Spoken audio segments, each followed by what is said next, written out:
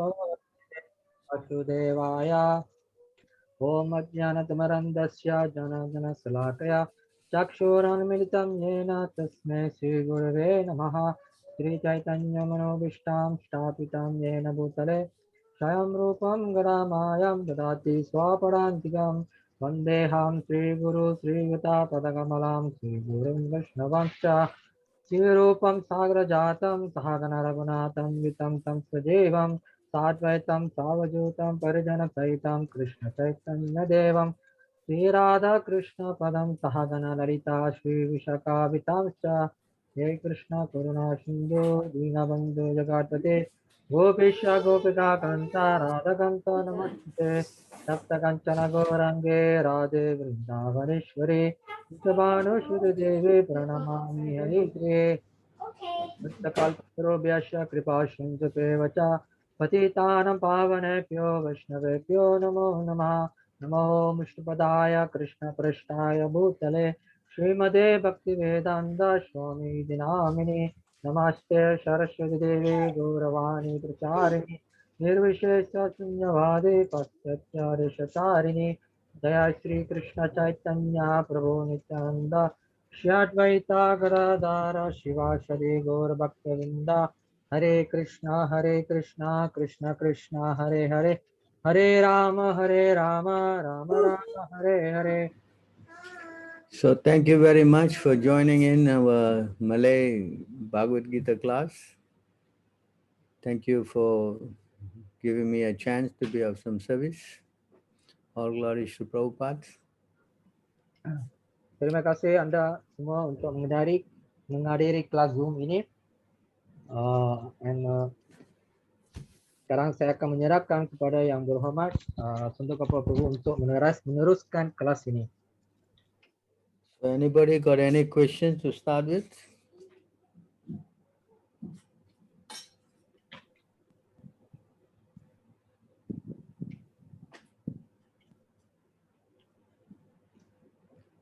No questions, eh?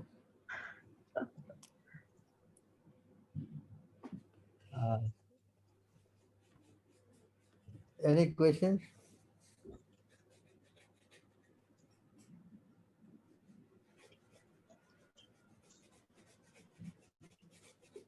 Prabhu, actually, one Prabhu asking that what is the advantage if we reading a Bhagavad Gita? What the advantage of reading Bhagavad Gita? Yes, and what is the importance of the reading Bhagavad Gita? What the importance of reading Bhagavad Gita? Yeah. Very good question. Can you translate? Soalan yang kita tanya hari ini adalah apakah kepentingan membaca buku ibadat Bhagavad Gita dan kegunaan dan kepentingan di dalam buku Bhagavad Gita. Alright, so we need to know what is the Bhagavad Gita. So kita perlu mengetahui apa itu Bhagavad Gita. Bhagavad Gita is covering 5 things, Bhagavad Gita meliputi dengan 5 jenis. One, it tells about who is God. Yang pertama, dia menceritakan sebab siapa itu Tuhan. Secondly, it tells about the spirit soul. Mengenai roh. And then it speaks about material nature. Dan mengenai keduniaan material ini. And then it speaks about time. Mengenai masa. And then it speaks about karma. Mengenai karma. Karma bermaksud dosa-dosa yang kita membuat sebelum ini. Dan sekarang dan kemudian. So how to go it in the introduction, Bhagavad Gita introduction.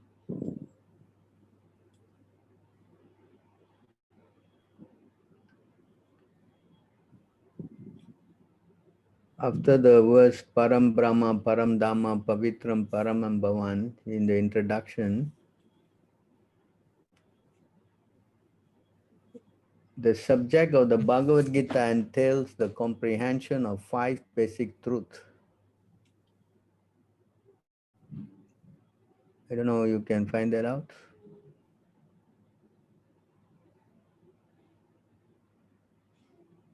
I think introduction, no?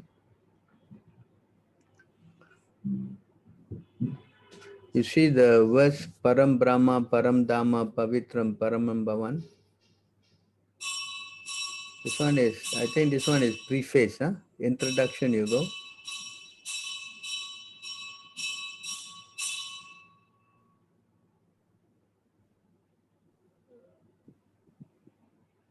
Go back to the introduction.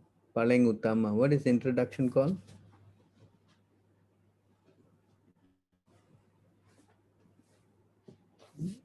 Introduction.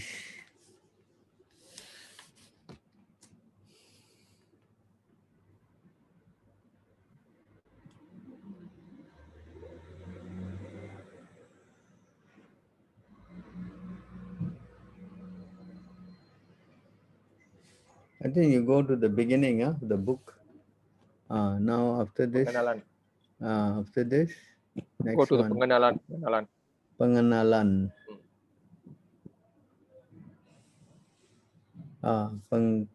Kata pengantar. What is this? Go to the top and then go down. Go.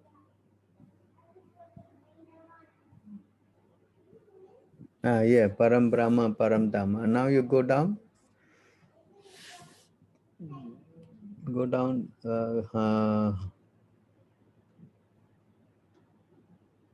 1, 2, 3, 4, 5, 6, 7, 8, 9. 9 paragraph. Setelah mendengar Bhagavad Gita dari 9, number 9 paragraph.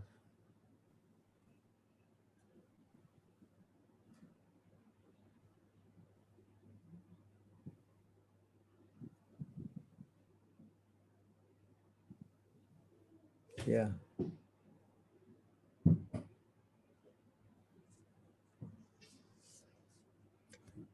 You got it? This one Sri Krishna turun khususnya. No, the subject of Bhagavad Gita. Yeah, down. One more paragraph. Some more. Come down. Some more. Down. No. You're going up. Go down. Go down. Pelajaran Bhagavad Gita mengunduh. This is the one. Can you read this? Mata pelajaran Bhagavad Gita menyangkut pengertian tentang 5 kenyataan pokok. Pertama, ilmu pengetahuan tentang Tuhan dijelaskan. Kemudian, kedudukan pokok makhluk hidup atau para jiwa. Ada Iswara yang berarti kepribadian yang mengandalkan dan ada para jiwa yakni pada makhluk hidup yang dikendalikan. Kalau makhluk hidup mengatakan bahawa dirinya tidak dikendalikan melainkan dirinya bebas, itu berarti bahawa dia tidak waras. Makhluk hidup dikendalikan dalam segala hal, sekurang-kurangnya dalam kehidupan yang terikat. Jadi dalam Bhagavad Gita, mata pelajaran menyangkut Iswara atau Tuhan yang Maha Kuasa dan para jiwa, iaitu para makhluk hidup yang dikendalikan. Prakriti, alam material, skala atau waktu, jangka waktu kehidupan, seluruh alam semesta atau manifestasi alam material dan karma kegiatan juga dibicarakan. Manifestasi alam semesta penuh dengan bermacam-macam kegiatan. Semua makhluk hidup sibuk dalam berbagai kegiatan. Dari Bhagavad Gita, kita harus mempelajari apa arti Tuhan yang Maha Esa. Para makhluk hidup, prakriti, manifestasi alam semesta. Bagaimana alam semesta dikendalikan oleh waktu dan bagaimana keadaan makhluk hidup. Di antara 5 mata pelajaran pokok dalam Bhagavad Gita dibuktikan bahawa Tuhan yang Maha Esa atau Krishna, Brahman, Tuhan yang Maha Kuasa atau Paramatma, Anda dapat menggunakan istilah menurut selera anda paralah yang maha besar. Para makhluk hidup mempunyai sifat seperti Tuhan yang maha kuasa. Misalnya, Tuan Arus mengendalikan kegiatan alam semesta material dan lain sebagainya sebagaimana akan dijelaskan dalam bab-bab terakhir dari Bhagavad Gita. Alam material So you tidak see, so these 5 things are described in the Bhagavad Gita. One, who is God, who we are, living entity, material nature, time, and karma.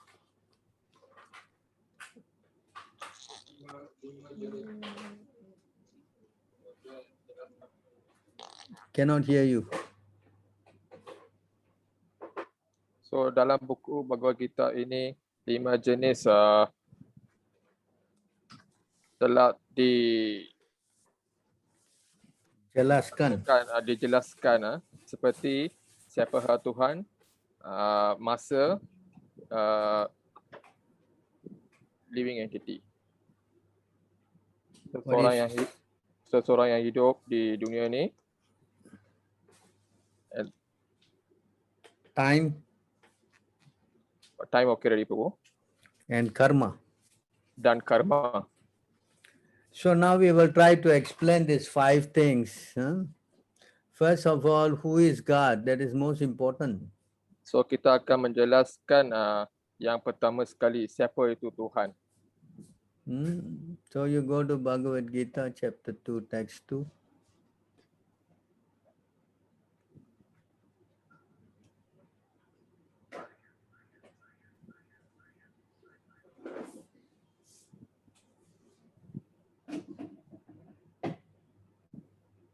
Two.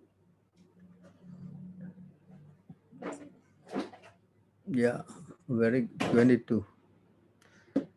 Going to 22. Go to chapter 2.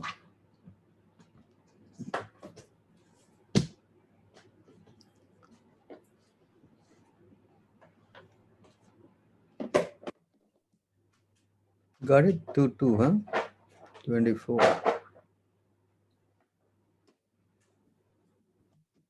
25. Okay.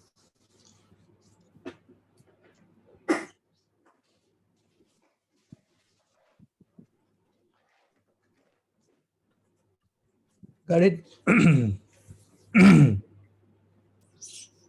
Yeah, 22. Chapter 2, text 2. Okey.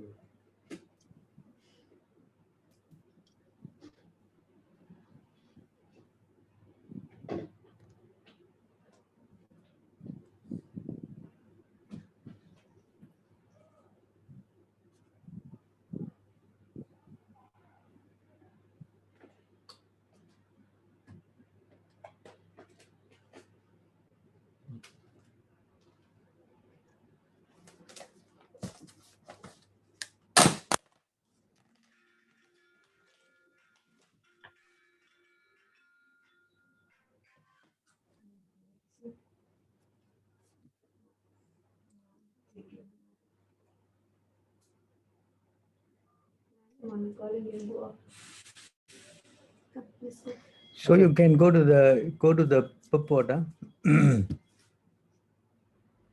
Okey. Purport, you see some.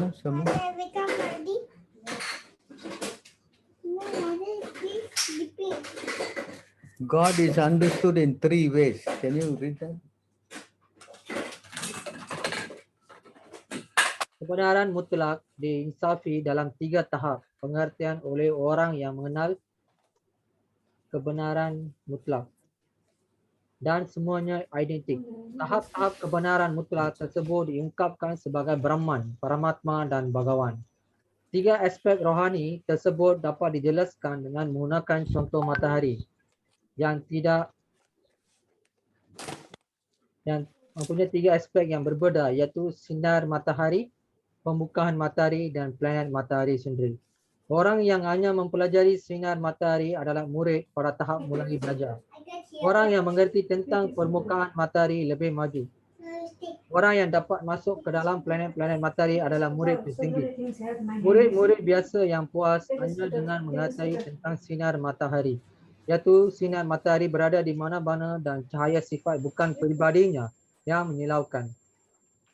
Dapat dibandingkan dengan orang yang hanya mengisafi aspek Brahman dari kebenaran mutlak. Seorang murid yang lebih maju dan dapat mengenal bola matahari yang diumpamakan sebagai pengetahuan tentang aspek Paramatma dari kebenaran mutlak. Seorang murid yang dapat masuk ke dalam inti planet matahari yang diumpamakan sebagai orang yang mengisafi aspek-aspek peribadi kebenaran mutlak yang paling utama. Karena itu, para bhakta atau para rohaniwan yang sudah mengisafi aspek Bhagawan kebenaran mutlak adalah rohaniwan tertinggi. Kendati pun semua murid yang tekun mempelajari kebenaran mutlak sedang menekuni mata pelajaran yang sama. Sinar matahari, bola matahari dan kegiatan di dalam planet matahari tidak dapat dipisahkan satu sama lain. Namun, para siswa yang masing-masing mempelajari 3 tahap yang berbeza tersebut tidak termasuk golongan yang sama. Kata Bhagawan dalam bahasa Sanskrit dijelaskan oleh penguasa yang mulia yang bernama Parasara Muni, ayah Vyasadeva. Kepribadian Tuhan Yang Maha Esa yang memiliki segala kekayaan, segala kekuatan, segala kemasyhuran, segala ketampanan, segala pengetahuan dan segala ketidakterikatan disebut Bhagawan.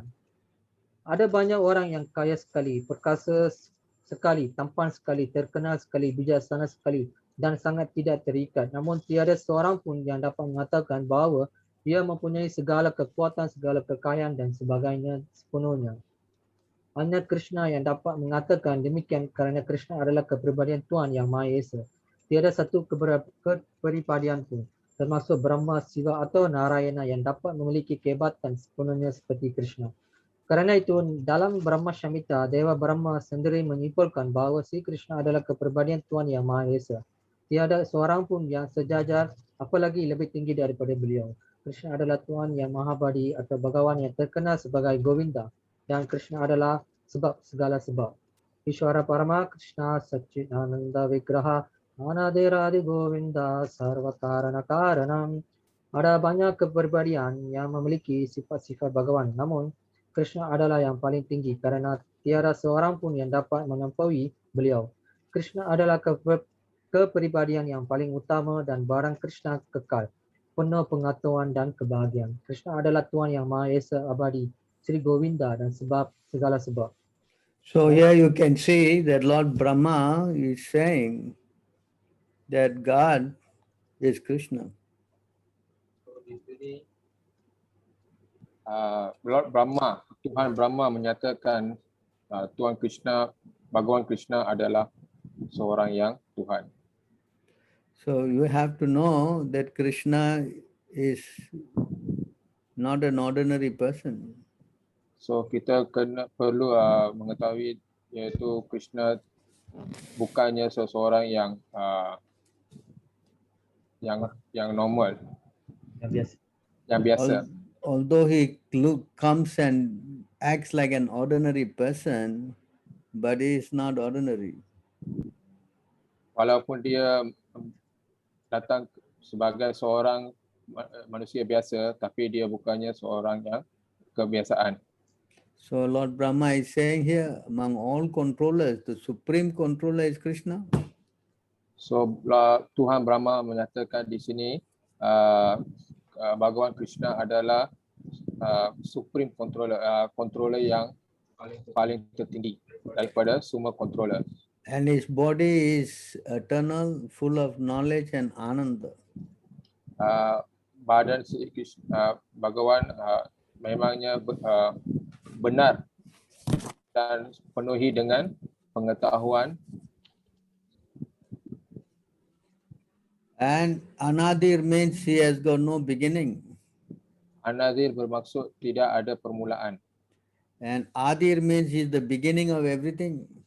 Adir bermaksud dia adalah permulaan pada semua kemulaan. And he has got many names. His other name is Govinda. Dia mempunyai banyak nama. So satu nama adalah Govinda. And Govinda means one who gives pleasure to the cows or to the senses. So Govinda bermaksud memberi giving what for? Pleasure. Pleasure.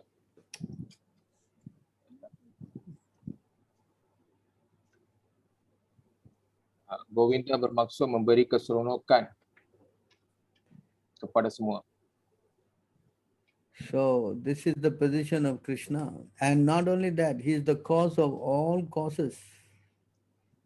So ini adalah Bhagawan Krishna. So bukan saja itu, dia juga sebab kepada semua kesebaban. This is his position as spoken by Lord Brahma. Inilah position. Lord Brahma has got 4 heads, you know. Lord Brahma mempunyai 4 kepala. And with his 4 heads, he's saying this. Dengan 4 kepala itu, Lord Brahma mengatakan semua ayat-ayat ni. And then not only that, in the Bhagavatam, just below you can read the verse. Etachamsa kalapumshtam Krishnastu Bhagavan Swayam. Can you go down some more? After the, yeah, here. You can read this. Ete chamsa kala pumsha Krishnastu Bhagavan Swayam Indrarari Vyakulam Lokam Nirdayanti Yuge Yuge. Segala daftar penjelmahan Tuhan Yang Maha Esa yang dikemukakan di sini adalah bahagian-bahagian yang berkuasa penuh atau bahagian-bahagian dari bahagian-bahagian yang berkuasa penuh dari Tuhan Yang Maha Esa. Tetapi Krishna adalah kepribadian Tuhan Yang Maha Esa sendiri. So see, this is the position it is spoken also in the Bhagavatam, that Krishna is among all incarnation. Krishna is the original supreme personality of Godhead. So di sini mengatakan Krishna adalah kedudukan Krishna, Bhagawan Krishna adalah terutama sekali dalam semua penjelmaan di dunia ini.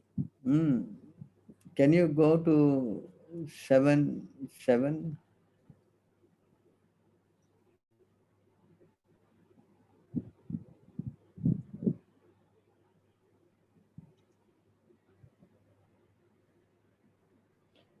Someone want to read this?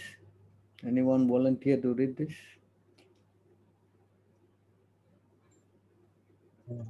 Vasugi, can you read?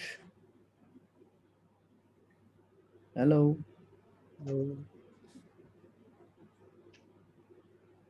Ata parantaram nanyat kinci asti dananjaya mai sarvam idam protam sutre mahani gana iva.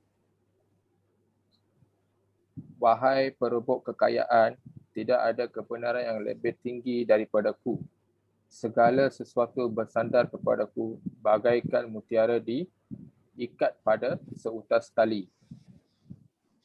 So you see here, the Lord is saying in the Bhagavad Gita that there's no truth higher than Him.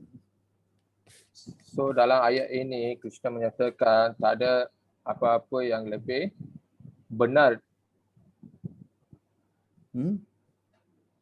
Nothing higher means there's nobody higher than God, and He is God.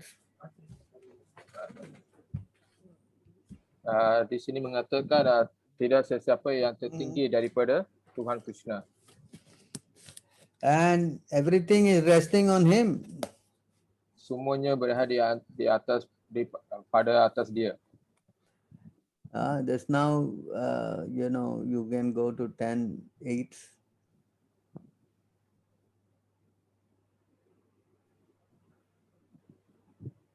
No, I think it's, yeah, that's the one. Can you read?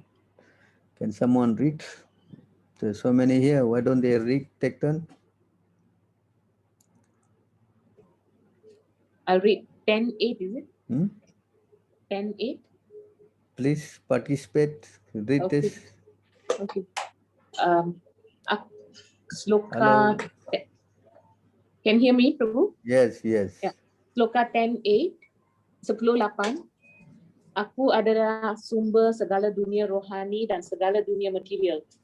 Segala sesuatu berasal dariku. Orang bijaksana yang mengetahui kenyataan ini secara sempurna menekuni bakti kepadaku dan menyembahku dengan sepenuh hatinya. So you see here, if you, Krishna is the source of both material and spiritual world. Who can say like that? Unless he's really owning the both material and spiritual world. Yes? Yes. So you can see the position of God. You can go to 10:39.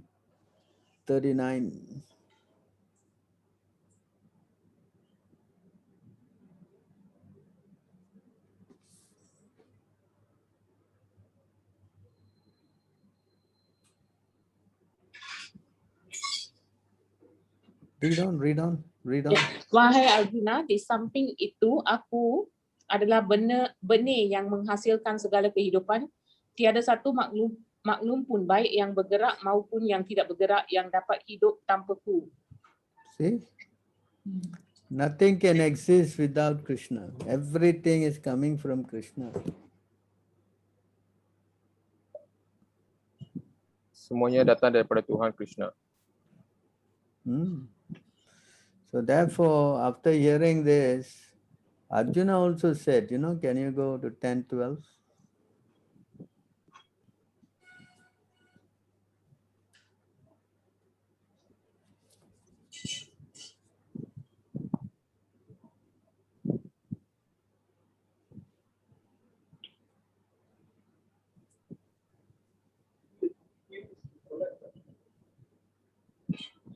Yes. Can you chant? Ya. Arjuna uwaca param brahma param dhamma pavitram paramambavan urusam sasvatam divyam adidevam ajam vipum ahustvam rasaya sarve devasir naradas tatha asito devalo vyasa swayam chaiva bravisi me.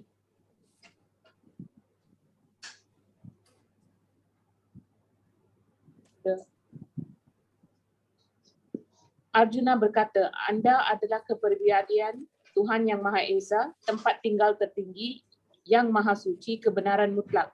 Anda adalah yang Maha Badi, yang rohani, dan melampaui dunia ini, kepribadian yang asli dan tidak dilahirkan dan yang Maha Besar.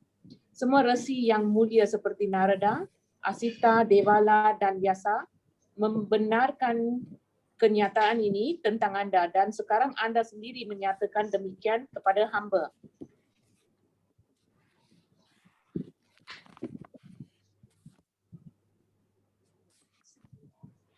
So you can see here, Arjuna is also saying that you, Krishna, you are the supreme personality of Godhead. Di sini Arjuna juga berkata, Anda adalah kepribadian Tuhan yang Maha Esa, tempat tinggal yang tertinggi. So Brahma is saying, Krishna is saying, Arjuna is also saying. So Brahma pun menyatakan, Narada pun beritahu, dan Arjuna pun memberitahu perkara yang sama. So can go to 7:14.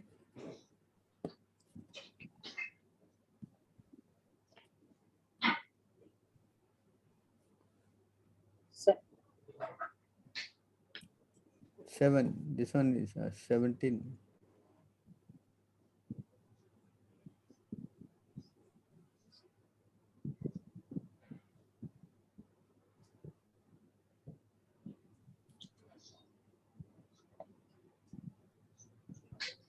Yes, go to the bottom of the purport.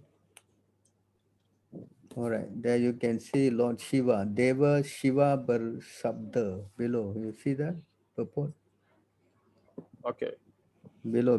Deva Shiva membenarkan. Benarkan Yeah, can you read that? Deva Shiva membenarkan bahawa pembebasan dapat dicapai hanya atas karunia Wisnu. Deva Siva bersabda, Mukti Pradata Sarvesam Visnur Eva Na Samsaya. Tidak dapat diragu-ragukan bahawa Vishnu lah yang menganugerahkan pembebasan kepada semua orang. So you see again, if you want to come out of this material world, only Vishnu can help. Vishnu or Krishna the same. Jika seseorang itu hendak mengeluar dirinya daripada dunia material ini, Bhagawan Tuhan Vishnu lah yang perlu menyelamatkan semua orang. So it's very clear that Krishna is the supreme personality of Godhead. So di sini menyatakan dengan bahawa Tuhan Vishnu adalah Tuhan yang Maha Esa. So then, again, Krishna not only said all these things, he also showed his topmost form. Bukan saja Krishna menyatakan dia adalah Tuhan yang Maha Esa, dia juga menunjukkan segala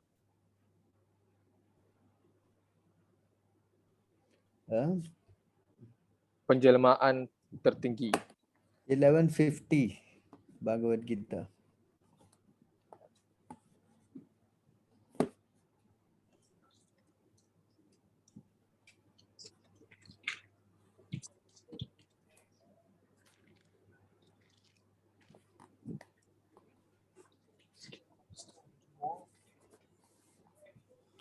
Can you read the purport? I mean the translation.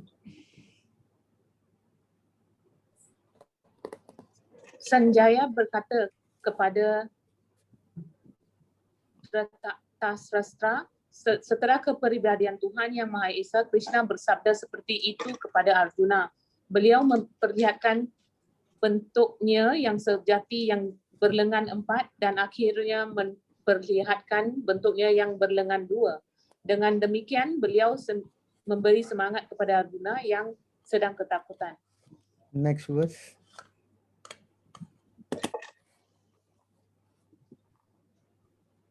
Ketika Arjuna melihat Krishna seperti itu dalam bentuknya yang asli, dia berkata, "Oh Janardana, dengan melihat bentuk ini yang seperti manusia dan sangat tampan, pikiran hamba sudah tenang dan hamba kembali kepada sifat hamba yang asli." So you see here, he showed his topmost form, human form. So di sini Tuhan Krishna telah menunjukkan penjelmaan yang tertinggi kepada semua orang. So therefore, we have established here, Krishna is the supreme personality of Godhead. Di sini kita telah ditubuhkan Krishna adalah Tuhan yang Maha Esa. So then who are the next subject, the spirit soul? So siapakah next subject Abu? Yes. Now we have established God is Krishna. Yes? So now who are we then? Who are we? So sekarang kita telah memberitahu siapakah itu Tuhan Krishna dan Tuhan Krishna yang Maha Esa, dan sekarang ini kita akan menguraikan tentang jiwa arwah. Siapakah yang jiwa manusia? Can you go to 15:7?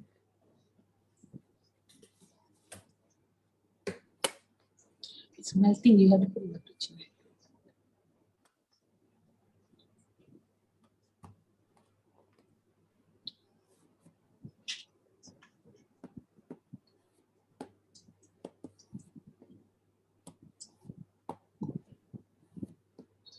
Read the. Yes, Mataji. Yes. Okay. Para maklum hidup di dunia yang terikat ini adalah bahagian-bahagian percikan yang kekal dari diriku. Oleh kerana kehidupan yang terikat, mereka berjuang dengan keras sekali melawan 6 indera, termasuk pikiran. So we are here explained as part and parcel of God.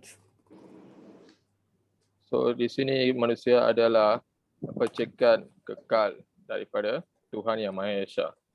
So we read that God is so big. Huh? So Tuhan adalah seorang yang tertinggi. He has got all these qualities, 6 qualities. Huh? So dia Yes. mempunyai 6 kualiti. He is very, what do you say, full of all wealth. Dia adalah kesemua kekayaan. He is very intelligent, Dia all knowledge. Huh? dia kesemua kepintaran, And he has got all strength. kekuatan, Is all beautiful. kecantikan. And is all famous. Dia seorang yang famous, terkenal. And he also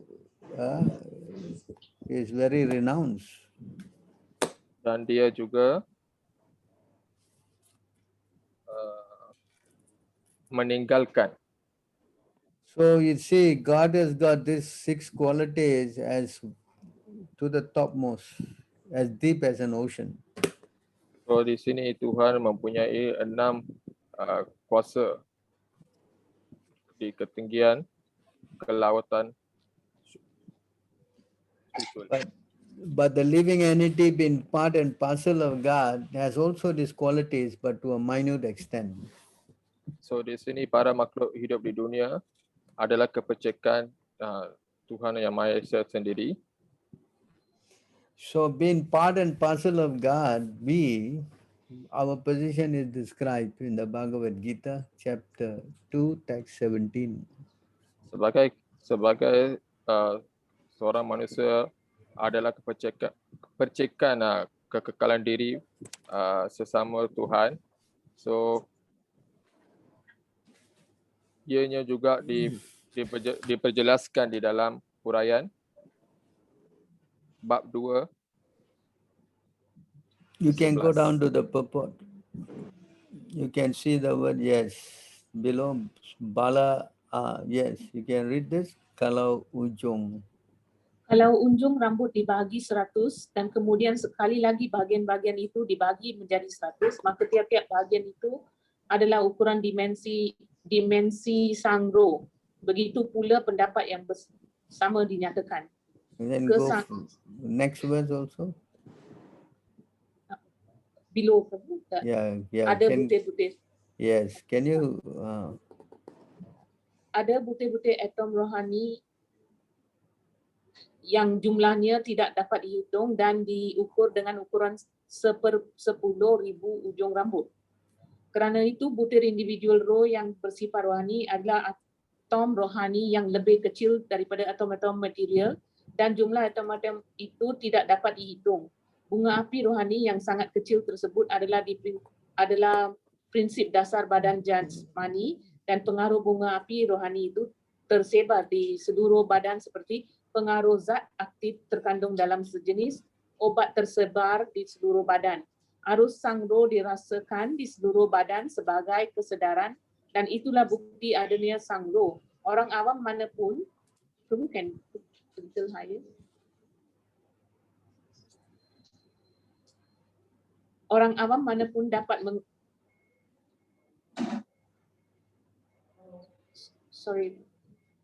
Orang awam manapun dapat mengerti bahawa jika badan jasmani dikurangi dengan menghilangkan kesedaran, maka tertinggal sesosok mayat saja dan kesedaran tidak dapat dihidupkan kembali dalam tubuh itu dengan memberikan apapun yang bersifat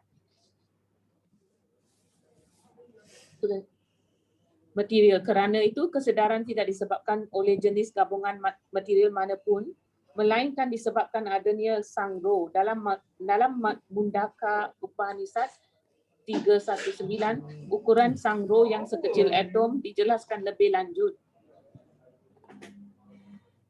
You want me to read the No, read the translation. Ukuran sang roh sekecil atom dan dapat dirasakan oleh kecerdasan yang sempurna. Sang roh yang sekecil atom tersebut mengambang di dalam 5 jenis udara, prana, apana, vyana, samana dan udana, dan terletak terletak di dalam jantung. Pengaruhnya tersebar di seluruh tubuh para makhluk hidup yang berbadan. Apabila sang roh disucikan dari pengaruh 5 jenis udara material, maka pengaruh rohaninya diperlihatkan. So, okay, so you see here the spirit soul size is given as 1/10,000 the tip of hair. Muted. You are muted. You are muted. Di sini menyatakan ukuran sang roh sekecil atom dan saiznya adalah 1/10,000 di penghujung rambut. It's so tiny that you cannot see. Dia terlalu nipis dan kita tidak dapat melihatnya. But you can feel. Tapi kita you- boleh merasa. Can you go to the verse, the translation? Yes. See, can you read this? Hendaknya engkau Sorry. mengetahui bahawa apa yang ada dalam seluruh badan tidak dapat dimusnahkan. Tidak seorang pun dapat membina sakai sang roh yang tidak dapat dimusnahkan itu. So see, the soul is inside the body, and you can feel by consciousness. Sang roh diliputi di dalam badan seorang manusia dan dia boleh dirasai. This is how we understand the position of the soul. Inilah kita boleh mengetahui kedudukan sang roh. So the spirit soul and the super soul are sitting in the heart. So sang roh dan super soul, Oh God, you know. sang roh dan Tuhan menduduki di kedudukan yang sama di dalam badan manusia. Can you go down to 222?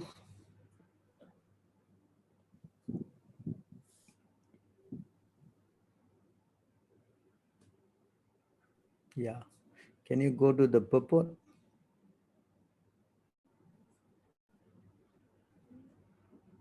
Purport. Somewhere down. Yeah, in this verse. This verse. Can you read this verse down? Read the translation. Yeah. Can someone else read? Everybody there, give them a chance. So many of them. Please. Masuki Mataji, Masuki Rasa Sundari Mataji. Please come. Yeah. Walaupun dua ekor burung berada di sebatang pohon yang sama, di mana salah seekor hanya sibuk memakan buah-buahan pada pohon itu, tetapi penuh kecemasan serta kemurungan, namun dia sambil mencuba menikmati buah-buahan yang ada pada pohon tersebut, sedangkan yang satu hanya menunggu dengan tenang sekali. Tetapi jika dengan suatu cara burung yang murung tersebut memalingkan mukanya kepada kawannya, iaitu kepada Tuhan, dan mengerti kebesaran beliau, maka segera si burung yang menderita tersebut dibebaskan dari segala kecemasan. Sekarang Arjuna sudah memalingkan mukanya kepada kawannya yang kekal Sri Krishna, dan Arjuna sedang mendengarkan Bhagavad Gita untuk mengerti dari beliau.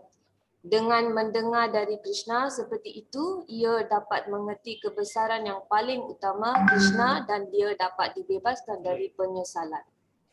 So you can see here, this is the thing that we are both God and the Jiva, the living entity, is sitting in the heart, in the body. So di sini kita boleh melihat sang roh dan Tuhan menduduki di dalam satu badan di persebelahan. So one bird, we are trying to enjoy the fruits of this body. So kita sebagai sang roh sentiasa ingat berseronok. The fruits of the tree, we are trying to enjoy the fruits of the body. Sebagai menyeronok merasakan buah-buahan di dalam pokok. So we are trying to enjoy this material world, but God is another person is sitting and is watching. So kita sentiasa ingat nak menyeronok dia bergembira di dunia ini, tapi Tuhan sentiasa memperhatikan kita. So not only is watching, he is also permitting. Bukan saja memperhatikan, dia juga memberi kebenaran. So you see the relationship, the living entity is trapped in this body and is trying to enjoy, and also in this process enjoying is suffering. So di sini kita boleh melihat bagaimana sang roh berduduk di dalam badan manusia ini dan merasakan segala kesusahan. So can you go to 13:22?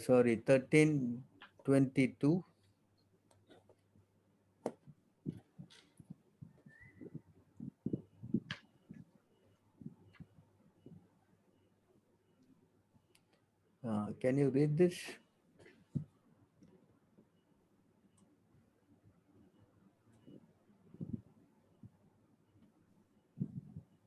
Diwan Mataji, Prabhu. Yeah, please ask her to read. Can carry on. Hare Krishna Prabhu. Hmm.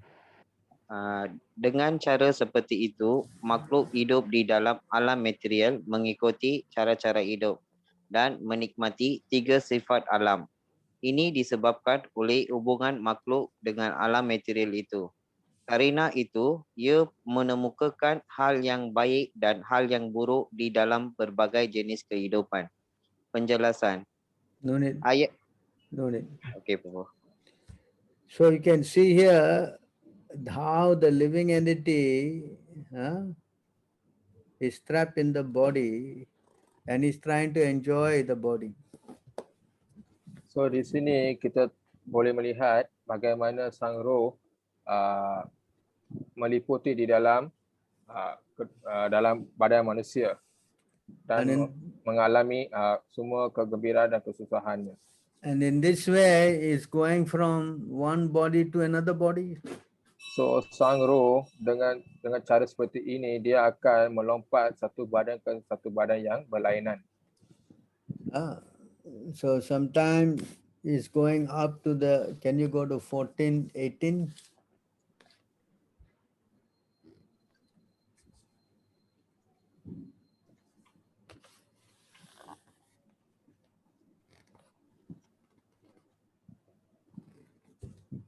Please read. Orang yang berada dalam sifat kebaikan berangsur-angsur naik sampai planet-planet yang lebih tinggi. Orang yang berada dalam sifat nafsu hidup di planet-planet seperti bumi. Orang yang berada dalam sifat kebodohan yang menjijikkan turun memasuki dunia-dunia neraka. So this is how we are going sometime to heaven to become demigods. So beginilah seorang sang roh akan naik sampai ke planet-planet yang lebih tinggi dan juga planet-planet yang lebih rendah. So when they are mode of passion, they become human being again or demons. So dia bersifat kebaikan berangsur-angsur, dia akan mengambil badan manusia setelah dia meninggal. And those who are very sinful, they take birth in hellish planets, go down. So seseorang sang roh yang dalam sifat kebodohan, dia akan memasuki ke dunia-dunia neraka. And they come back, they become animals. Lepas tu dia akan kembali menjadi sebagai binatang. So like this, the transmigration process is going up and down, up and down. So sebagai inilah sang roh akan dihantarkan ke atas dan ke bawah. So this is the position of the spirit soul. So ini adalah kedudukan sang roh. Right. So now we'll try to explain this material nature. So sekarang ini kita akan menjelaskan mengenai material, alam material. So material nature, or we call it Maya, So alam material adalah maya. 7:4 Bhagavad Gita.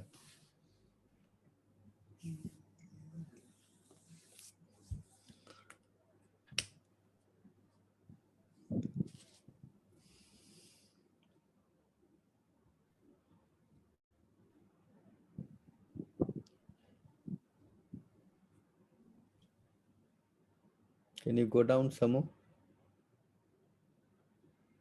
Yeah, can you read this?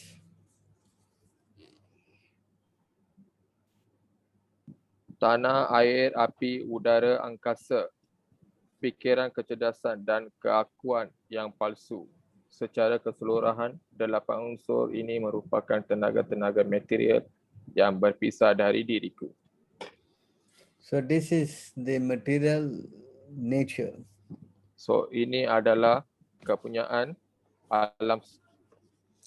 It has got, all these material ingredients. So dia mempunyai kesemua ramuan alam material ini. And the spirit soul, the next verse.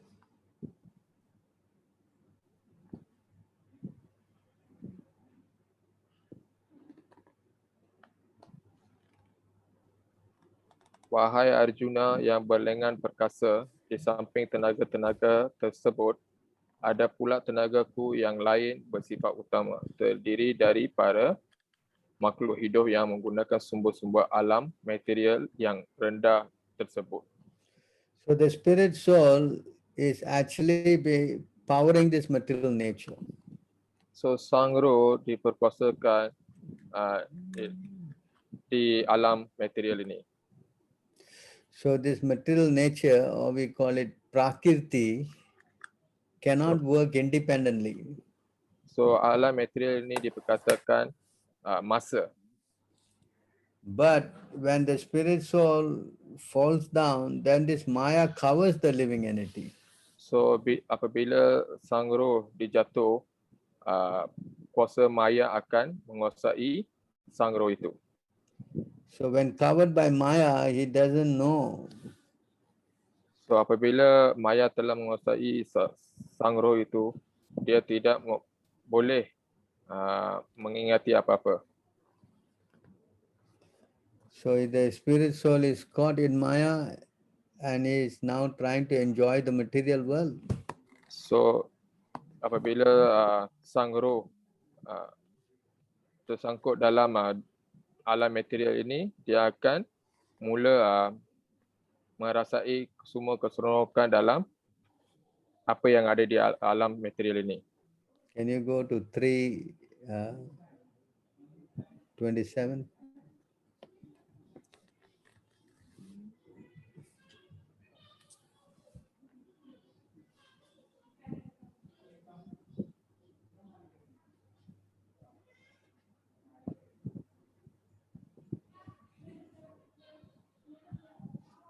Please read. Sang roh yang dibingungkan oleh pengaruh keakuan palsu menganggap dirinya pelaku kegiatan yang sebenarnya dilakukan oleh 3 sifat alam material. So see how he is covered by Maya and he thinks that he is the body, he is not the soul anymore. So dengan beginilah sang roh dibingungkan dan dinyatakan sang roh ini adalah badan, bukannya roh. So this is how Maya covers the living entity. Can you go to 3:5? Beginilah maya menguasai seorang.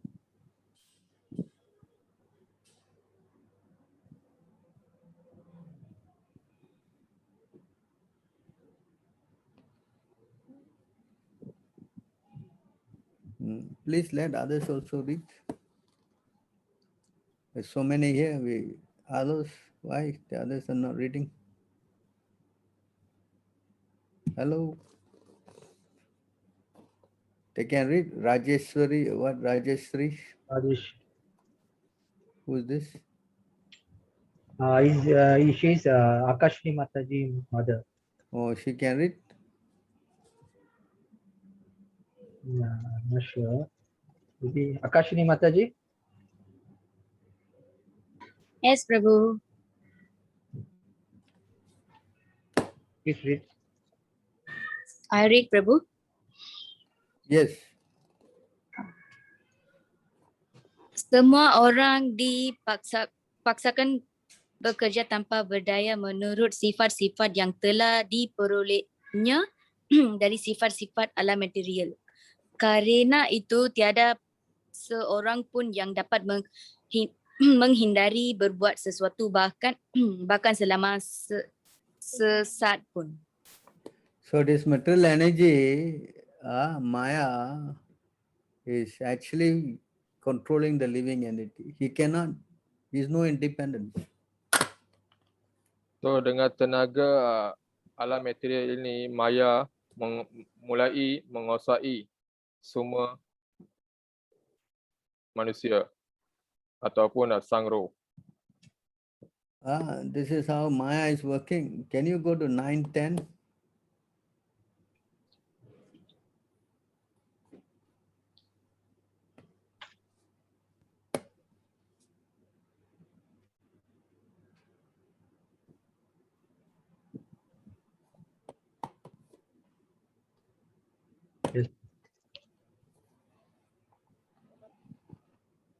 Can read, Prabhu. Please read. Alam material ini salah satu di antara tenaga-tenagaku bekerja di bawah perintahku dan menghasilkan semua makhluk baik yang bergerak maupun yang tiada bergerak.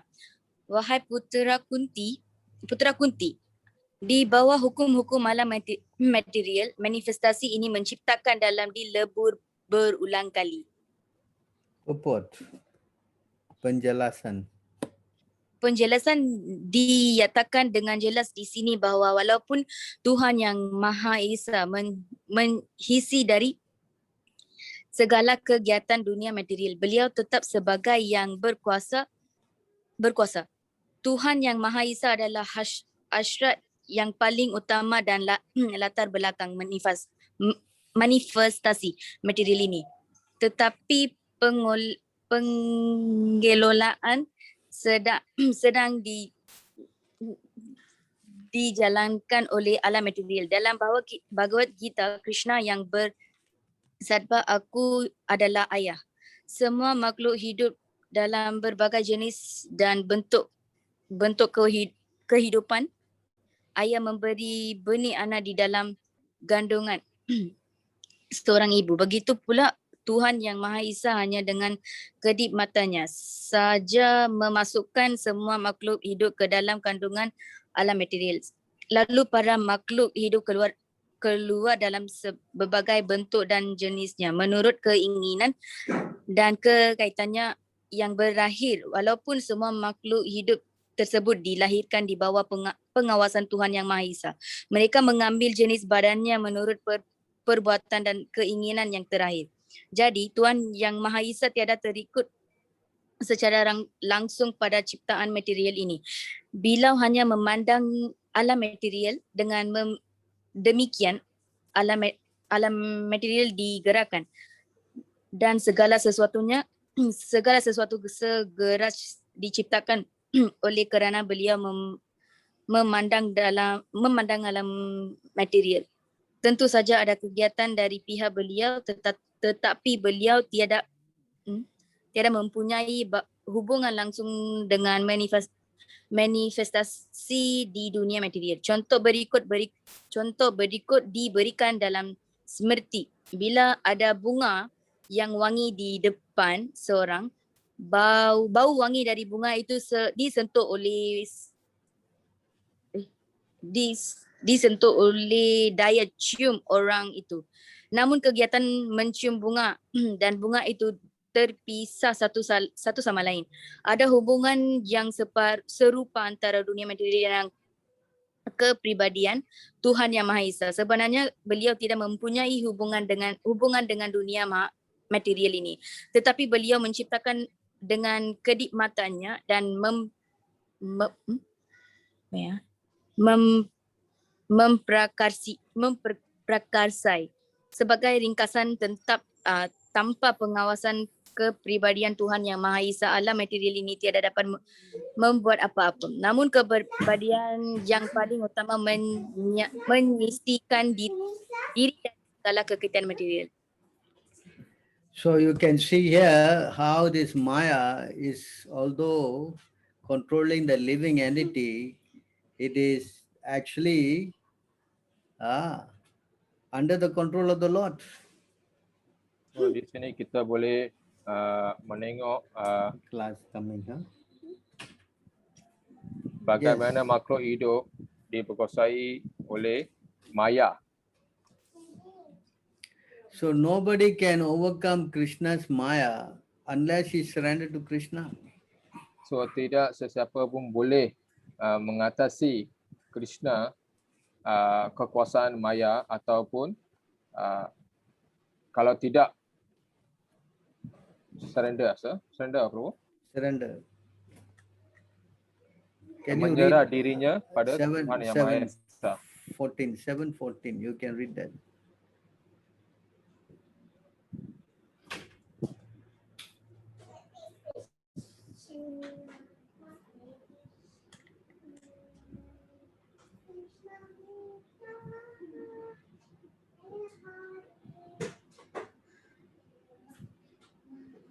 Please, someone else read. Tenaga rohaniku terdiri dari 3 sifat alam material. Sulit diatasi, tetapi orang yang sudah menyerahkan diri kepadaku dengan mudah sekali dapat melampaui tenaga itu. So you can see, unless you surrender to Krishna, only then the Maya will release him. So seseorang itu sudah menyerah dirinya kepada Tuhan, barulah kuasa maya akan mempertikaikan manusia. So you see, so we have explained who is God, who is the living entity, who we are, and what is Maya. So kita telah menjelaskan tentang siapa itu Tuhan, kuasa maya, sang roh.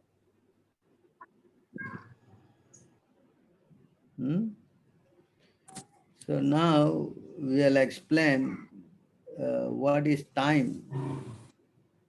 So sekarang kita akan menjelaskan tentang masa. So can you go to 11:32?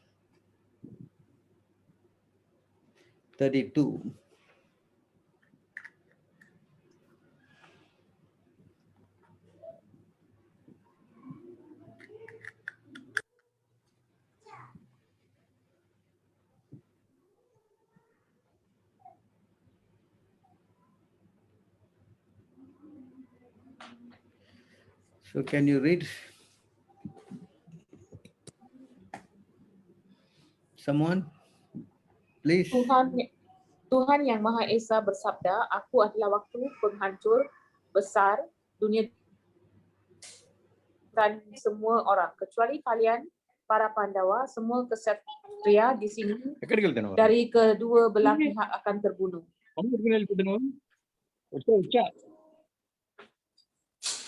Hello. Yeah, you want me to read the penjelasan dulu? No. So you, hello. Can you mute everybody? Can you mute? Okay, good. So now you can see time is also under the control of the Lord.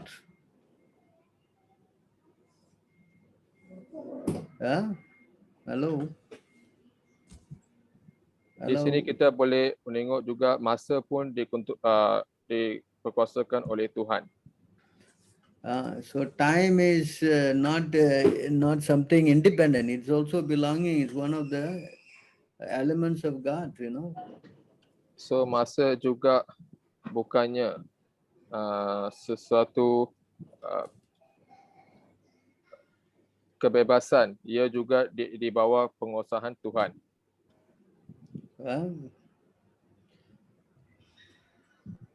So we have to know how everything is related to God, you know.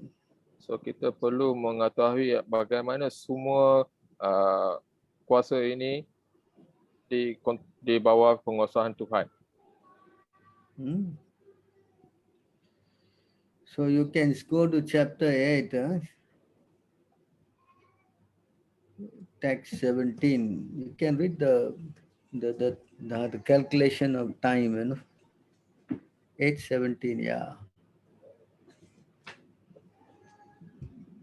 Can read that? Menurut perhitungan manusia 1000 zaman sama dengan kurun waktu 1 hari bagi Brahma, malam hari bagi Brahma sepanjang itu pula. Can you read the penjelasan? Ya. Masa perwujudan alam semesta material terbatas, alam semesta diwujudkan dalam siklus kalpa. Satu kalpa sama dengan 1 hari bagi Brahma dan 1 hari bagi Brahma terdiri dari 1000 siklus yuga atau zaman. Satya, Trita, Dwapara dan Kali.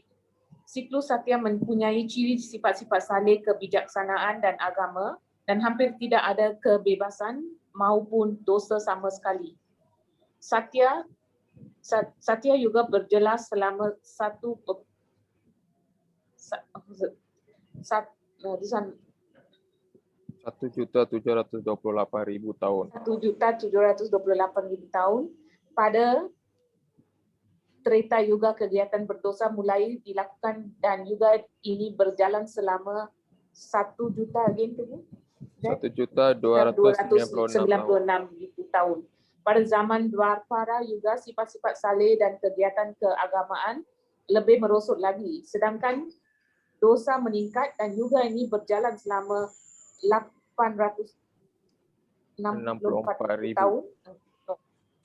Sorry? 864,000 tahun. 864,000 tahun. Akhirnya pada zaman Kali Yuga, yuga yang sudah memulai semenjak 5,000 tahun yang lalu, kekacauan, kebodohan, hal-hal yang bertentangan dengan prinsip-prinsip agama serta kegiatan yang berdosa melimpah, sedangkan sifat-sifat saleh yang sejati hampir tidak ada. Kali Yuga berjalan selama 432,000 tahun. Pada zaman Kali Yuga, dosa meningkat. The screen higher.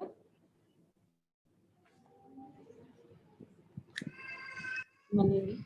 Dari mana? Pada zaman Kali Yuga, dosa meningkatkan sampai parah sekali sehingga pada akhir yuga ini, Tuhan Yang Maha Esa sendiri muncul sebagai avatar Kalki. Kalki akan membinasakan orang-orang jahat, menyelamatkan para penyembahnya dan mulai Satya Yuga berikutnya. Kemudian proses tersebut berputar lagi. 4 yuga tersebut berputar 1000 kali dan itu sama dengan 1 hari bagi Brahma. Malam hari bagi Brahma sepanjang itu pula. Brahma hidup selama 100 tahun seperti itu, kemudian beliau meninggal. 100 tahun tersebut menurut perhitungan manusia sama dengan 311 triliun dan 40 miliar tahun di bumi. Menurut kalkulasi tersebut, usia Brahma terasa menakjubkan dan hampir tidak berakhir. Tetapi dari sudut kekekalan, riwayat Brahma sesingkat kila sarpetir. Dalam lautan penyebab, ada banyak Brahma yang jumlahnya tidak dapat dihitung, yang muncul dengan menghilangkan bagaian gelembung di dalam lautan. Brahma dan ciptaannya semua sebagai dari alam semesta material. Kerana itu, Brahma dan ciptaannya senantiasa berubah.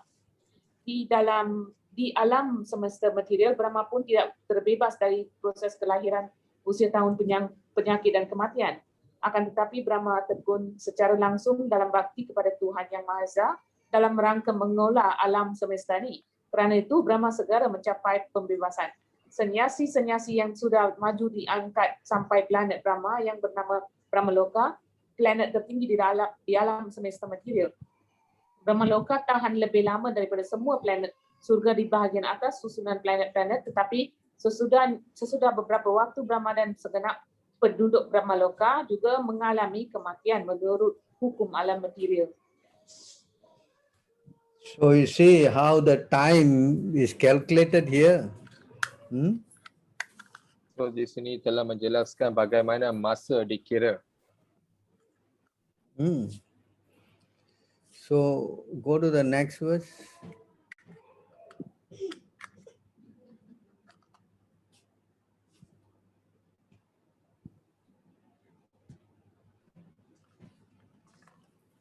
Pada awal satu hari bagi Brahma, semua makhluk hidup diwujudkan dari keadaan tidak terwujud. Sesudah itu, bila malam hari mulai, sekali lagi mereka terlebur ke dalam keadaan tidak berwujud. Next verse. Semua makhluk hidup terwujud berulang kali bila hari sudah siang bagi Brahma, lalu dengannya mulai malam hari bagi Brahma, mereka dilebur dalam keadaan tidak berdaya. So this is how time is working in this material world. So inilah bagaimana cara masa berjalan di dalam alam material ini. But time does not affect the spiritual world. Spiritual world has no time. Next verse.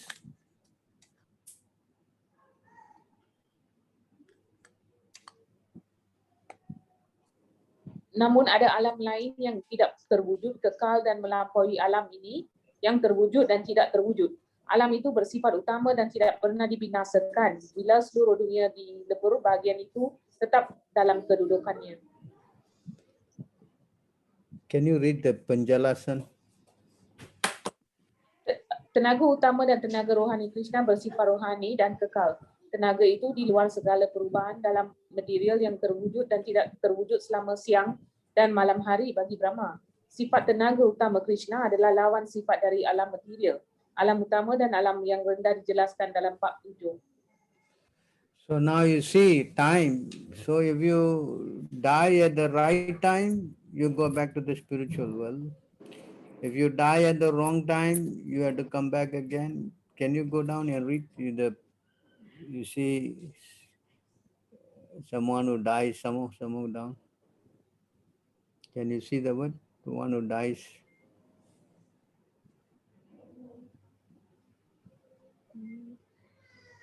The purpose? No, let me show you verse number.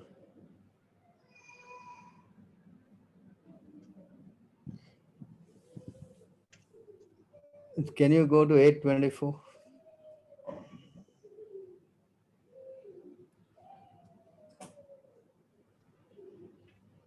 Eight 23.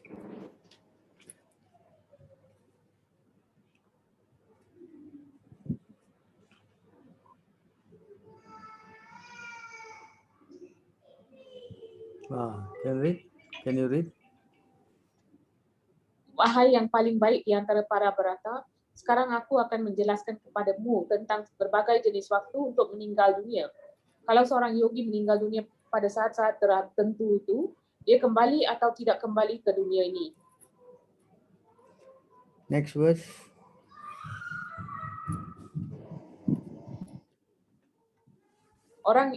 Orang yang mengenal Brahman yang paling utama mencapai kepada Yang Maha Kuasa dengan cara meninggal dunia selama pengaruh dewa api dalam cahaya pada saat suci pada waktu siang selama 2 minggu menjelang bulan purnama dan atau selama 6 bulan pada waktu matahari berjalan menuju utara. Next verse also. Seorang ahli kebatinan yang meninggal dunia selama masa asap malam hari selama 2 minggu menjelang bulan mati atau selama 6 bulan pada waktu matahari berjalan menuju selatan akan mencapai planet bulan tetapi dia akan kembali lagi. Next verse. Menurut pendapat Veda ada 2 cara untuk meninggalkan dunia ni, yang satu dalam cahaya dan yang lain dalam kegelapan. Jika seseorang meninggal dunia dalam cahaya, ia tidak akan kembali lagi. Tetapi kalau ia meninggal dalam kegelapan, ia akan kembali lagi.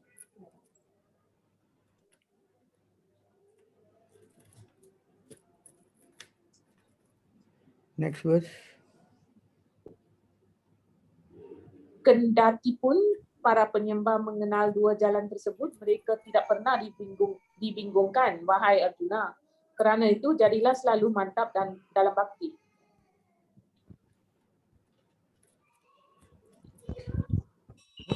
next verse, finish. Huh?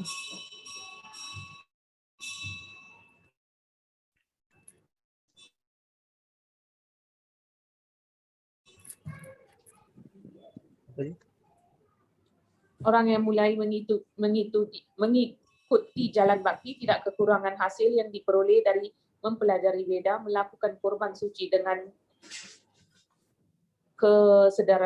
kesederhanaan dan pertapaan, memberi sumbangan atau mengikuti kegiatan di bidang filsafat atau kegiatan yang dimaksudkan untuk membuahkan hasil atau pahala. Hanya dengan melakukan bakti, ia mencapai segala hasil tersebut dan akhirnya ia mencapai tempat tinggal kekal yang paling utama. So, this is the last verse, 28. Finish. Yeah, 28. So you see, time is there. Passing away wrong time, we have to come back. Passing away right time. But for devotee, no problem. They simply pass away and Krishna arranges everything. So di sini masa kita boleh tengok bagaimana masa melalui. Jikalau kita meninggal badan ini pada masa terang, so kita tidak akan kembali ke dunia ini. Kalau kita meninggal badan ini dalam waktu gelap, kita akan mendatang balik ke dunia ini atau berlahir lagi ke dunia ini. So untuk seseorang yang penganut Tuhan Krishna, dia tidak mempunyai apa-apa tentang masa ini. So now we will discuss what is karma. So sekarang ini kita akan menjelaskan apa itu karma. 4:17. Sorry Prabhu, just now you said dalam hari akan kembali dan dalam malam, dalam kematian hari tidak akan kembali, right? Tidak akan kembali. Then you said for devotees, it's okay. For devotees, kita tidak mempunyai apa-apa Masalah perkara-perkara ini tidak perlu dilalui. For devotees, they die anytime. If they remember Krishna, they don't come back. So seorang penganut Dewa Krishna, dia tidak perlu mendatang balik atau berlahir balik di dunia ini jikalau dia mengingat Tuhan Krishna pada waktu dia meninggal. How about like if they say the outside people remember Krishna? Can you say in Malay? Kalau bagaimana kalau orang yang tidak penganut Krishna meninggal dunia dan berfikir tentang Krishna? Those who are not Krishna conscious cannot think of Krishna. Translation. So Adikeshwar Prabhu menanya ya, bagaimana seorang itu bukan penganut Tuhan Krishna tetapi dia mengingati Tuhan Krishna apabila dia meninggal badan ini. So jawapannya walau macam mana pun dia bukan seorang penyembah Tuhan Krishna. Dia tidak dapati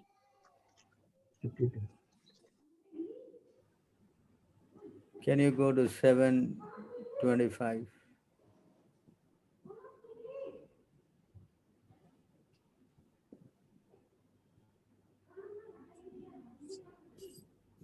Can you read this? Aku tidak pernah terwujud kepada seorang yang bodoh dan kurang cerdas. Bagi mereka, aku ditutupi dengan kekuatan dalam diriku. Kerana itu, mereka tidak mengetahui bahawa aku tidak dilahirkan dan tidak pernah gagal.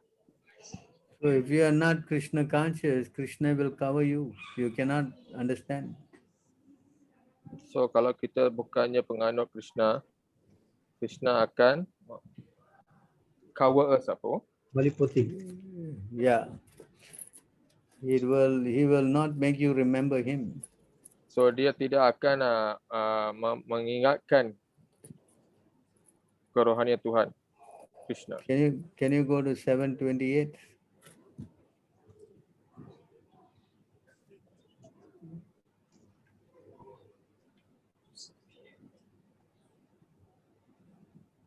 Can you read?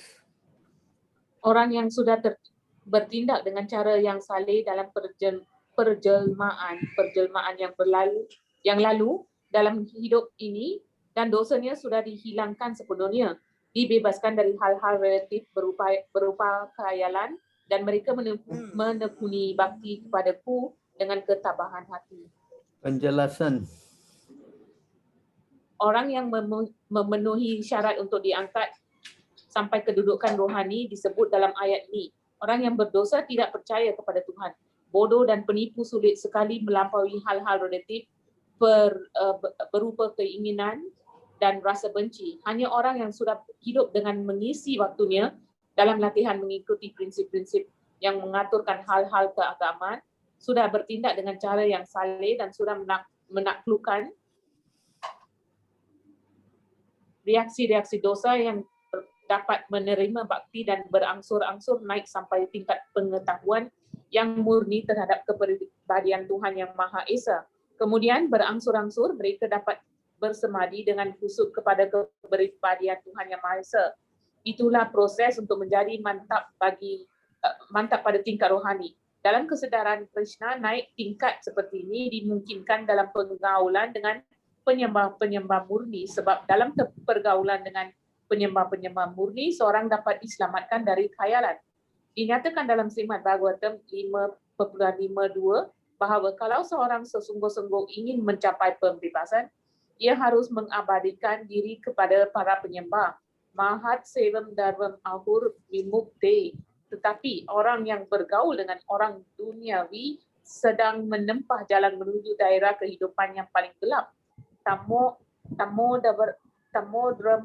dravam yositam sanggi sanggam. Semua penyembah Krishna berjalan keliling bumi ini hanya untuk menyelamatkan roh-roh yang terikat dari khayalannya. Orang yang tidak mengakui bentuk peribadi Tuhan tidak mengetahui bahawa melupakan kedudukan dasarnya sebagai makhluk yang tertakluk kepada Tuhan Yang Maha Esa adalah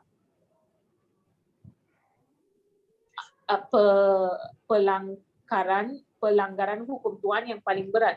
Kalau seorang belum ditempatkan kembali dalam kedudukan dasarnya, tidak mungkin ia mengerti kepribadian yang paling utama ataupun menjadi tekun sepenuhnya dalam cinta bakti rohani kepada beliau dengan ketabahan hati. So you can see here, you cannot be like chance, there's no chance. Sini kita boleh mengetahui tidak ada peluang untuk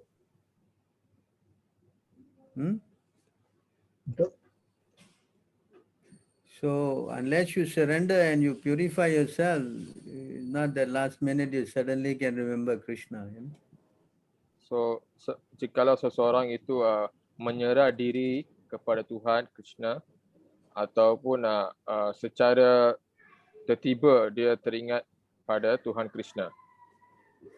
Okay, we go to 417.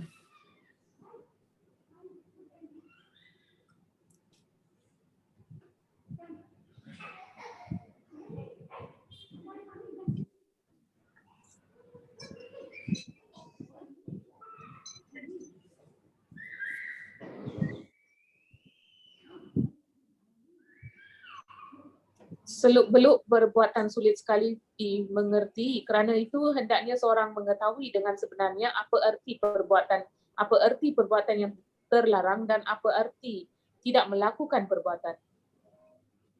Can you read the translation? Kalau seseorang sungguh-sungguh ingin mencapai perbebasan dari ikatan material, ia harus mengerti perbedahan antara perbuatan tidak melakukan perbuatan dan perbuatan yang tidak dibenarkan. Seseorang harus menekuni analisis perbuatan, reaksi dan perbuatan yang tidak terputar balik seperti itu. Sebab itu merupakan mata pelajaran yang sulit sekali. Untuk mengerti kesedaran Krishna dan perbuatan menurut sifat-sifatnya, seseorang harus mempelajari hubungan antara dirinya dengan Yang Maha Kuasa, iaitu orang yang sudah mempelajari hal ini secara sempurna mengetahui bahawa setiap makhluk hidup adalah hamba Tuhan yang kekal dan kerana itu ia harus bertindak dalam kesedaran Krishna. Seluruh Bhagavad Gita diarahkan menuju kesimpulan tersebut. Kesimpulan-kesimpulan lain yang bertentangan dengan kesedaran ini serta perbuatan-perbuatan sehubungnya dengan kesedaran itu adalah vikarma. Perbuatan-perbuatan sehubung dengan kesedaran itu adalah vikarma, perbuatan terlarang. Untuk mengerti segala hal tersebut, orang harus bergaul dengan kepribadian yang dapat dipercaya dan kesedaran Krishna dan mempelajari rahasia tersebut dari mereka. Ini sama seperti belajar dari Tuhan sendiri. Kalau tidak demikian, orang yang paling cerdas sekalipun tidak akan dibingungkan. So here there's three kinds of action. So di sini ada mempunyai 3 kegiatan. One is karma, Satu adalah karma, one is vikarma, vikarma and then there is akarma. dan akarma. So now what is karma? So apa maksud karma? Karma means action that you do and you get, favorable reaction. Punya. So karma bermaksud tindakan yang kita membuat favorable, Pious activities. benda-benda yang bagus. So when we do like this, then we are promoted to the heavenly planets. So kalau kita membuat benda-benda yang bagus, kita akan mempromosikan ke alam planet yang tertinggi. Can you go to 920?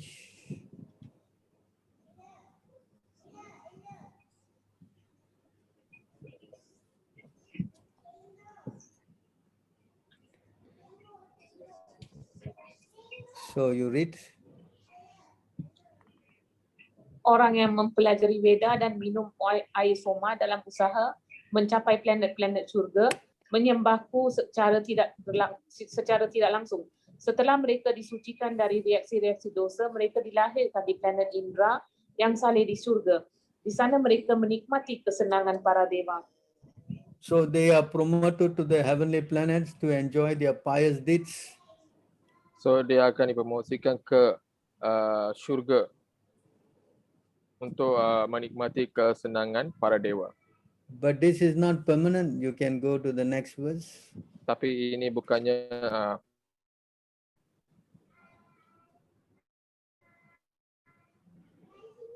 What do you call permanent, Malay? Next. kekal. Can you read this? Bila mereka sudah menikmati kesenangan indera-indera yang luas di surga seperti itu dan hasil kegiatan seharinya sudah habis, mereka kembali lagi ke planet ini, tempat kematian. Jadi orang yang mencari kenikmatan indera-indera dengan mengikuti prinsip-prinsip dari 3 Veda hanya mencapai kelahiran dan kematian berulang kali. So when you do good deeds, you are promoted to heaven. When you finish your piety there, you must come back again. So kita buat benda-benda kegiatan yang baik, kita akan menikmati kesenangan di syurga dan akan kembali balik ke dunia ini. So that is the result of doing pious activity. So itu adalah keputusan jika kita membuat karma yang baik. Now when you do sinful activities, vikarma, so jikalau kita membuat perkara yang berdosa, then we have to go to hell. so kita akan pergi ke neraka. Can you go to 16:16?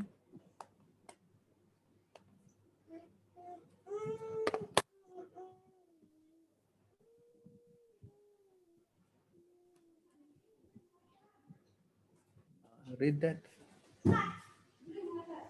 Dibingungkan oleh berbagai kecemasan seperti itu dan diikat oleh jala khayalan, ikatan mereka terhadap kenikmatan indera-indera menjadi terlalu keras dan mereka jatuh ke dalam neraka. Read the penjelasan. Orang jahat tidak mengetahui batas keinginannya untuk memperoleh uang.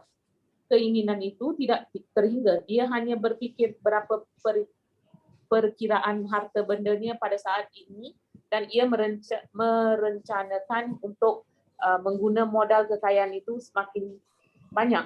Kerana itulah dia tidak segan bertindak dengan cara berdosa manapun dan dia berdagang di pasar gelap untuk kepuasan yang melanggar hukum.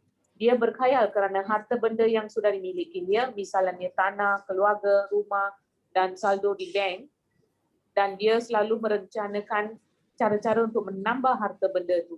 Dia percaya pada kekuatan peribadiannya dan tidak mengetahui bahawa apa pun yang diperolehnya adalah hasil perbuatan baik yang dilakukan pada masa lampau. Dari diberi kesempatan untuk mengumpulkan benda-benda tersebut, tetapi dia tidak memahami penyebab-penyebab dari masa lampau. Dia hanya berfikir bahawa semua kekayaan yang telah dikumpulkannya disebabkan oleh usaha peribadian.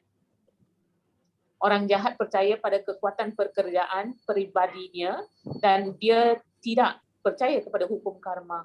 Menurut hukum karma, seseorang dilahirkan dalam keluarga yang mempunyai kedudukan tinggi dalam masyarakat. Ia menjadi kaya, dididik dengan baik atau memiliki badan yang cantik atau tampan sekali kerana pekerjaan baik yang dilakukan pada masa lampau. Orang jahat menganggap segala hal tersebut terjadi di kebetulan saja dan disebabkan oleh kekuatan kecakapan pribadi. Mereka tidak melihat susunan apapun di belakang segala keanekan manusia, kecantikan atau ketampanan dan pendidikan. Siapapun yang bersaing dengan orang jahat seperti itu dianggap musuhnya. Ada banyak seorang jahat dan semuanya saling memusuhi. Rasa benci tersebut meningkat semakin dalam antara orang, kemudian antara keluarga, antara masyarakat dan akhirnya antara bangsa. Kerana itu keresahan perang dan rasa benci sentiasa timbul di mana-mana di dunia. Setiap orang jahat menganggap dirinya dalam hidup dengan mengorbankan semua yang lain. Pada umumnya, orang jahat menganggapkan dirinya adalah Tuhan yang Maha Esa dan guru yang jahat memberitahukan kepada para pengikutnya, mengapa kalian mencari Tuhan di tempat lain? Bukankah kalian semua Tuhan? Apapun yang kalian sukai, kalian dapat melakukannya. Tidak usah percaya kepada Tuhan. Tuhan dibuangkan saja. Tuhan sudah mati. Inilah ajaran orang jahat. Walaupun orang jahat melihat orang lain sama-sama kaya dan berpengaruh atau lebih dari itu, dia menganggap tiada seorang pun yang lebih kaya dari dirinya dan tiada seorang pun yang lebih terpengaruh daripada dirinya. Mengenai pengangkatan kepada susunan planet yang lebih tinggi, dia tidak percaya kepada pelaksanaan yajna atau kurban suci. Orang yang jahat berfikir bahawa mereka akan membuat proses yajna sendiri dan menyiapkan sejenis mesin yang akan memungkinkan mereka mencapai segala planet yang tinggi. Contoh orang jahat seperti itu yang paling tepat adalah Ravana. Ravana menawarkan rencananya untuk mendirikan tangga supaya siapa pun dapat mencapai planet-planet syurga tanpa melakukan korban suci seperti dianjurkan dalam Veda. Seperti itu pula dewasa ini, orang jahat seperti Ravana sedang berusaha mencapai susunan-susunan planet yang lebih tinggi dengan menggunakan mesin-mesin. Ini contoh-contoh orang yang kebingungan. Akibat mereka meluncur masuk neraka tanpa mengetahuinya. Di sini Sanskritra Mohajala sangat bermakna. Jala berarti jala, seperti ikan terperangkap dalam jala. Mereka tidak mempunyai jalan keluar.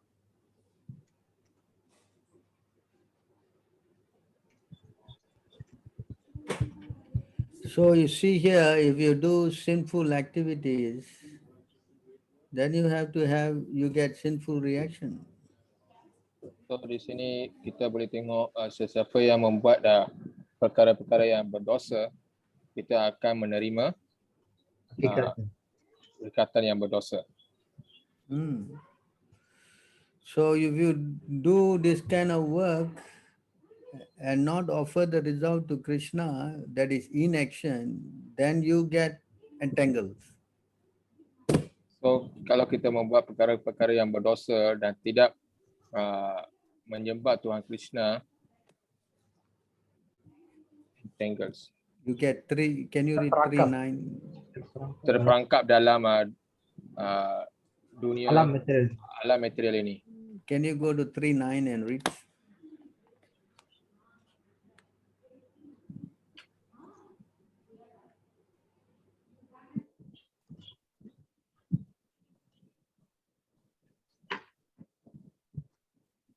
Yes.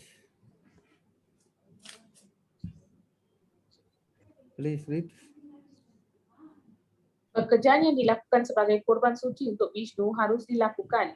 Kalau tidak, pekerjaan mengakibatkan ikatan di dunia material ini. Kerana itu, lakunanlah tugas kewajipanmu yang telah ditetapkan guna memuaskan beliau, wahai putra Kunti. Dengan cara demikian, engkau akan selalu tetap bebas dari ikatan.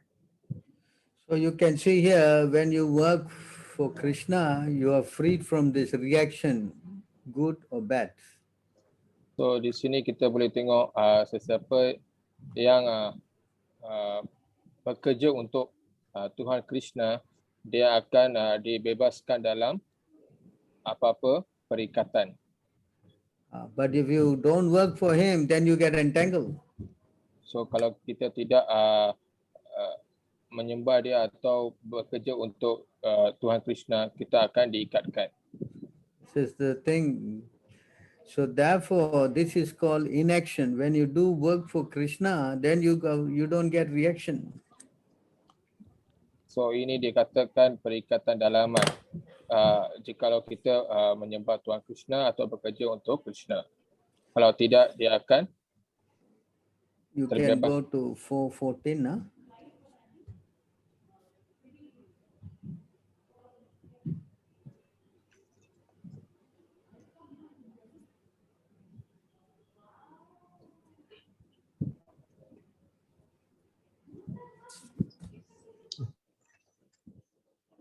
Tidak ada pekerjaan yang mempengaruhi diriku. Aku juga tidak bercita-cita mendapat hasil dari perbuatan. Orang yang mengerti kenyataan ini tentang diriku juga tidak akan terikat dalam reaksi-reaksi hasil pekerjaan. So this is different. When you do work for Krishna, you don't get any reaction. So di sini adalah tidak sama. Kalau kita bekerja untuk Tuhan Krishna, dia tidak akan terikat dalam reaksi-reaksi hasil pekerjaan. That's why Krishna say 9:27, whatever you do for me. 9:27.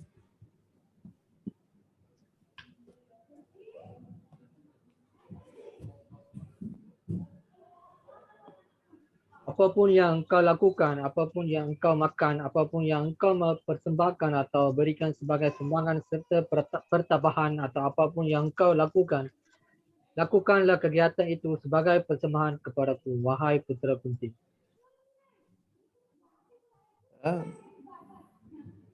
You understand? So this way you are free from getting the reaction. So apapun yang kita lakukan atau kita sembahkan dan diberikan sebagai sumbangan serta pertapaan apapun kepada Tuhan Krishna, kita akan mengeluar daripada perikataan ini. Can you read the penjelasan? Penjelasan, jadi kewajipan semua orang ialah untuk membentuk kehidupan dengan cara sedemikian rupa agar ia tidak akan lupa pada Krishna dalam keadaan manapun. Semua orang harus bekerja untuk memelihara jiwa dan raganya. Dan Krishna menganjurkan di sini supaya orang yang bekerja demi Krishna, semua orang harus makan sesuatu untuk hidup. Karena itu, hendaknya orang menerima sisa makanannya yang dipersembahkan kepada Krishna. Semua orang yang beradab harus melakukan upacara ritual keagamaan. Kerana itu Krishna menganjurkan, lakukanlah kegiatan itu demiku. Ini disebut archana. Semua orang cenderung menyebabkan sesuatu. Krishna bersabda, berikanlah sumbangan kepadaku. Ini berarti segala sisa wang yang sudah dikumpulkan hendaknya digunakan dalam memajukan perkumpulan kesadaran Krishna. Dewasa ini orang menaruh minat besar terhadap proses samadhi atau meditasi yang tidak praktis pada zaman ini. Tetapi kalau seseorang berlatih samadhi kepada Krishna selama 24 jam sehari dengan cara mengucapkan mantra Hare Krishna sambil mengintung dengan tasbihnya, dialah halim, samadhi dan yogi yang paling hebat, sebagaimana dibenarkan dalam bab 6 dari Bhagavad Gita. So you see, if you do for Krishna, then you don't get any karma. So kita membuat apa-apa persembahan untuk Tuhan Krishna, so kita tidak akan mendapati apa-apa karma. But we try to do good work, you have to enjoy. Do bad work, you have to suffer. So jikalau kita membuat perkara-perkara yang bagus atau jahat, kita perlu melalui segala kegiatan kesedihan atau kebingungan. Go to the next verse.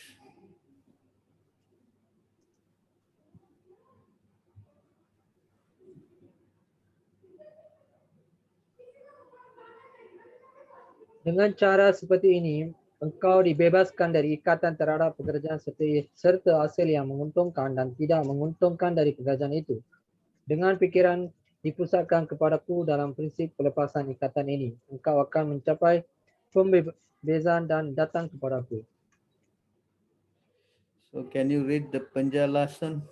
Penjelasan, orang yang bertindak dalam kesadaran Krishna di bawah bimbingan penguasa disebut yukta. Istilah yukta vairagya digunakan dalam hal ini. Hal-hal ini dijelaskan lebih lanjut oleh Rupa Goswami sebagai berikut. Anashaktasya vishayan yatarham payujataha nirbandha Krishna sambandhe yuktam vairagyam uchate. Rupa Goswami menyatakan bahawa selama kita berada di dunia material ini, kita harus bertindak, kita tidak dapat berhenti bertindak. Karena itu, kalau perbuatan dilakukannya dan hasilnya diberikan kepada Krishna, maka tindakan itu disebut yukta vairagya. Bila kegiatan seperti itu mantap dalam pelepasan ikatan, maka kegiatan itu menunjukkan cermin fikiran. Dan orang yang melakukan kegiatan seperti itu berangsur-angsur maju dalam kegiatan rohani. Ia menyerahkan diri sepenuhnya kepada kepribadian Tuhan Yang Maha Esa. Kerana itu akhirnya ia mencapai pembebasan. Dan pembebasan ini juga ditentukan. Dengan pembebasan ini, dia tidak menunggal dengan Brahma Jodi, melainkan ia memasuki planet Tuhan Yang Maha Esa. Ini disebutkan dengan jelas di sini, Mam Upasyasi. Dia datang kepadaku, dia pulang kembali kepada Tuhan Yang Maha Esa. Ada 5 tahap pembebasan. Di sini ditetapkan bahawa seorang penyembah yang mematuhi perintah Tuhan Yang Maha Esa seumur hidupnya sebagaimana dinyatakan sudah berkembang sampai ia dapat kembali kepada Tuhan Yang Maha Esa dan segera menekuni pergaulan dengan Tuhan Yang Maha Esa setelah meninggalkan badan yang dimilikinya sekarang. Sesiapa pun yang tidak mempunyai keinginan lain selain mempersembahkan kehidupan untuk pengabdian kepada Tuhan sungguh-sungguh, seseorang sannyasi, orang seperti itu selalu menganggap dirinya sebagai hamba kekal yang tergantung sepenuhnya kepada kehendak Yang Maha Kuasa. Kerana itu, apapun yang dilakukan demi kepentingan Tuhan. Perbuatan apapun yang dilakukan sebagai pengabdian kepada Tuhan. Ia tidak menaruh perhatian yang serius terhadap kegiatan yang dimaksudkan untuk membuahkan hasil ataupun tugas-tugas kewajipan yang disebut dalam Veda. Manusia biasa wajib melaksanakan tugas-tugas yang ditetapkan dalam Veda. Walaupun nampaknya kegiatan seseorang penyembah murni yang tekun sepenuhnya dalam pengabdian kepada Tuhan kelihatannya bertentangan dengan tugas-tugas kewajipan yang ditetapkan dalam Veda. Sebenarnya tidak demikian adanya. Kerana itu, para penguasa Vaishnava menyatakan bahawa orang yang paling cerdas sekalipun tidak dapat mengerti rencana-rencana dan kegiatan penyembah yang murni. Kata-kata yang digunakan dalam hal ini adalah Chandra, Vakya, Kriya, Mutra, Vishneha, Nabudhaya, Chaitanya Charitamrita, Matya 23:39. Jadi, orang yang selalu tekun dalam pengabdian kepada Tuhan atau selalu berfikir dan merencanakan bagaimana cara mengabdikan diri kepadanya Tuhan. harus dipandang saat ini sudah mencapai pembebasan sepenuhnya dan pada masa yang akan datang terjamin bahawa dia akan pulang kembali kepada Tuhan Yang Maha Esa. Dia berada di atas segala kritik duniawi seperti halnya Krishna berada di atas segala kritik duniawi. So see, I have explained what is God, who is God. So sini kita sudah menjelaskan apa tu siapa tu Tuhan. God is Krishna. Tuhan adalah Krishna, And I also explained who we are. dan kita juga menjelaskan siapakah kita, And we have explained what is the material energy. dan juga kita menjelaskan mengenai tenaga alam material, We have explained what is time. menjelaskan tentang masa, And we have finally explained what is karma. dan akhirnya kita telah menjelaskan apa tu karma. So these 5 subject matters are studied in the Bhagavad Gita. 5 perkara inilah yang menjelaskan dalam Bhagavad Gita ini. This is very important Ini adalah banyak kepentingan, because then we will know what is this all about. barulah kita akan mengetahui apa-apa penyebab kesemua ni. Therefore, it's very important to study Bhagavad Gita. So ini amat penting untuk kita mempelajari Bhagavad Gita. Do you think so?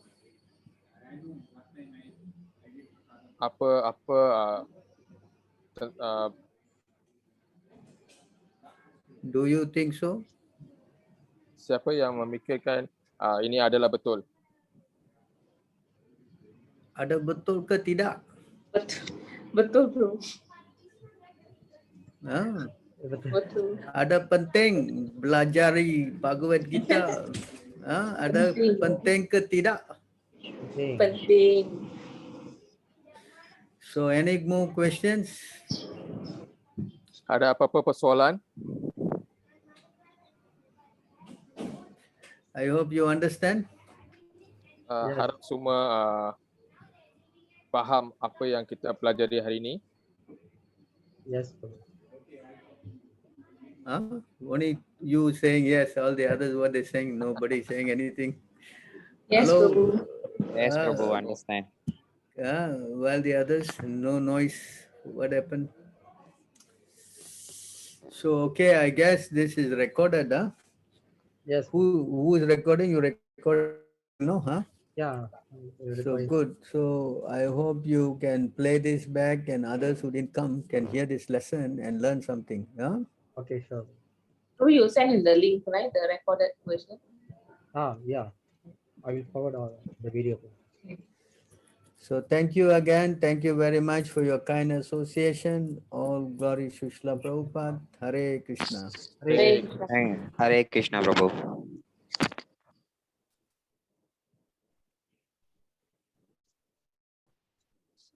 Hare